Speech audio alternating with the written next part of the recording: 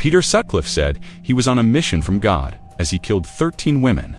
While carrying out the Yorkshire Ripper murders, he managed to escape the police 9 different times. Friend, before we go any further, I would like to humbly request you please subscribe to my channel, so I can reach 1,000 subscribers as soon as possible. Your support truly means the world to me. So please subscribe. Hello viewers! Today in this video we're uncovering the chilling story of Peter Sutcliffe, the Yorkshire Ripper, who spread fear across Britain for 5 years with his brutal murders and shocking escapes from the police. So, without wasting another moment, let's begin the video. For 5 terrifying years, from 1975 to 1980, Peter Sutcliffe spread fear across Britain as the brutal Yorkshire Ripper. Peter Sutcliffe claimed he was on a mission from God to kill prostitutes. He brutally murdered at least 13 women and tried to kill at least 7 more, managing to avoid getting caught many times. Peter Sutcliffe died in November 2020 from COVID-19 while in prison, but his horrifying legacy as the Yorkshire Ripper still lives on.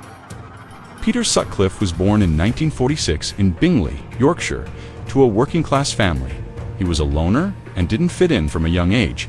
He left school when he was 15 and worked different jobs, including as a gravedigger. Even as a teenager, Sutcliffe was known by his co-workers for having a dark sense of humor while working at the graveyard. Around this time, he also became obsessed with prostitutes and often watched them working on the streets in nearby Leeds. Now, with a steady job and a wife at home, Sutcliffe seemed to have a stable life, but his job as a truck driver also let him spend long hours on the road without anyone questioning him. It wasn't long before Peter Sutcliffe wanted more than just watching prostitutes. In 1975, Peter Sutcliffe began a brutal killing spree that would earn him the name Yorkshire Ripper. Although some believe he had attacked women as early as 1969, Sutcliffe attacked at least 4 young women before he started killing. In 1969, he hit one woman on the head with a rock inside a sock. In 1975, he attacked 3 more women using a hammer and a knife. No one knows exactly why he did it, but some people believe he was getting revenge on prostitutes because one had once tricked him. Sutcliffe himself claimed that the voice of God told him to kill. Sutcliffe's way of killing stayed the same. During his attacks, he would hit his victims, most of them prostitutes, from behind with a hammer, then stab them many times with a knife. All of his victims were women, and many were vulnerable, like prostitutes. In late 1975, Sutcliffe killed his first victim, Wilma McCann, by hitting her on the head with a hammer and then stabbing her 15 times in the neck and stomach. He attacked the mother of 4 at night, while her children were sleeping in their home just 150 yards away. Sutcliffe's next victim was Emily Jackson, who suffered more than 3 times as many stab wounds as Wilma McCann. In January 1976, he picked her up while she was working as a prostitute on the streets of Leeds. He then dragged her into a nearby lot, attacked her with a screwdriver, and stomped on her so hard that he left a boot print on her leg.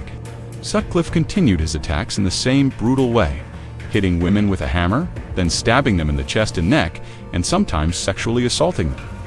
This went on through 1977. But that year, the police finally began the slow process of finding out who the Yorkshire Ripper was. Over 150 police officers worked on the Yorkshire Ripper case, but it still took years to catch Peter Sutcliffe. To make things worse, the investigation was misled by fake letters and a voice, recording from someone pretending to be the killer. The police didn't get their first real clue in the case until 1977. They found a £5 note hidden in the purse of Jean Jordan, a prostitute who had been killed and mutilated. The police thought that the customer who gave her that money might know something about her death. Police traced the £5 note back to a specific bank and studied how the bank operated. They found out that the note could have come from the wages paid to around 8,000 people. Police managed to question around 5,000 of these people, including Peter Sutcliffe. But at the time, they believed his alibi that he was at a family party and let him go. After getting away from the police, the Yorkshire Ripper attacked another prostitute, Marilyn Moore, just 2 months later. She survived the attack and gave the police a clear description of the man who attacked her, and it matched Peter Sutcliffe. Police also found tire tracks at the crime scene that matched tracks from one of Sutcliffe's earlier attacks. This made them more sure that they were getting closer to catching the serial killer. Because of the £5 note, the fact that Sutcliffe matched Moore's description, and that his car was often seen near the murder scenes, police questioned Sutcliffe many times. But each time, they didn't have enough evidence, and Sutcliffe's wife always backed up his alibi. Police questioned Peter Sutcliffe 9 times about the Yorkshire Ripper murders, but they still couldn't link him to the crimes. Although the police couldn't catch Peter Sutcliffe for the Yorkshire Ripper murders, they did arrest him for drunk driving in April 1980, while he was waiting for his trial. He killed 2 more women and attacked 3 others. In November that year, a man named Trevor Birdsall, who knew Sutcliffe, told the police that he thought Sutcliffe might be the Yorkshire Ripper, but his report got lost among the huge amount of paperwork the police had on the case, and Sutcliffe stayed free. On January 2, 1981, 2 police officers saw Sutcliffe sitting in a parked car in an area known for prostitution. When they checked the car, they found that it had fake license plates.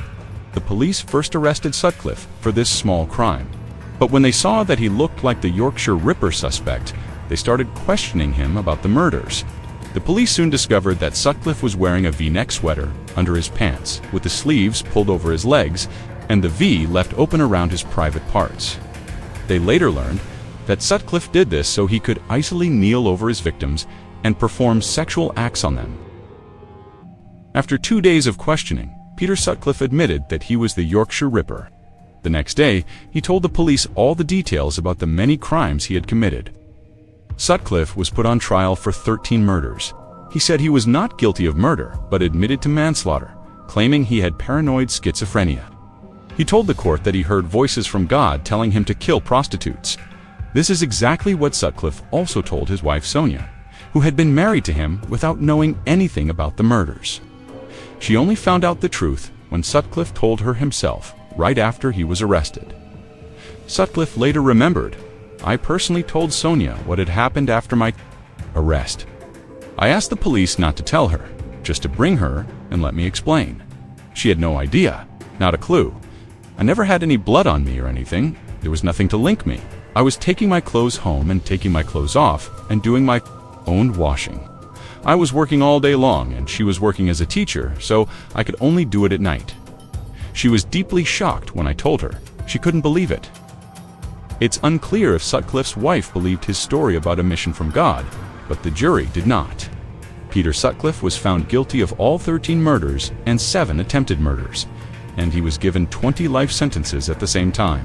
The Yorkshire Ripper's killing spree was finally over.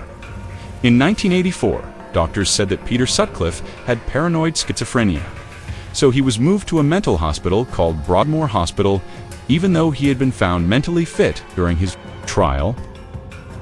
10 years later, Sutcliffe's wife divorced him, and other prisoners attacked him several times. In 1997, another prisoner attacked Sutcliffe with a pen and made him blind in his left eye. 10 years later, a different inmate tried to kill Sutcliffe and shouted, "You raping, murdering bastard! I'll blind your other eye too." Sutcliffe survived the attack, and 2 years later, doctors said he was well enough to leave Broadmoor. In 2016, he was moved to a regular prison. In November 2020, the Yorkshire Ripper died from COVID-19 at the age of 74, while in Franklin Prison in County Durham, but his bloody legacy still remains. While he was still alive, Sutcliffe asked to be released on parole, but the request was quickly denied. The High Court judge who rejected it said, "This was a series of murders that scared a large part of Yorkshire for years. Other than a terrorist attack, it's hard to imagine how one man could kill so many people." After Peter Sutcliffe died, his ex-wife reportedly held a private funeral for him.